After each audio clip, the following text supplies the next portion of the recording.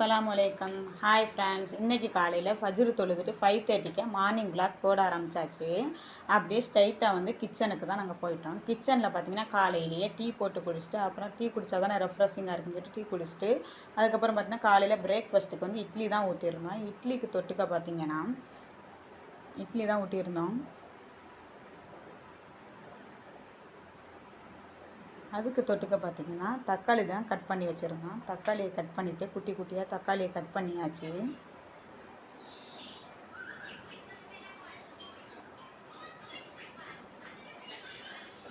அதுக்கு பார்த்திங்கன்னா சின்ன வெங்காயம் தான் போட்டிருந்தோம். சின்ன வெங்காயம் போட்டுருந்தா நல்லா டேஸ்ட்டாக இருக்கும்னு சொல்லிட்டு ஒரு பவுல் நிறைய சின்ன வெங்காயத்தை போட்டு அதுக்கப்புறம் பார்த்திங்கன்னா தால் தான் பண்ணியிருந்தோம். இன்றைக்கி வந்து இட்லி வந்து நல்லாவே வெந்து வந்துருச்சு. மதியம் வந்து தால் பண்ணியிருந்து அதுக்கு கூடவே வந்து ரசம் தான் வச்சுருந்தோம்.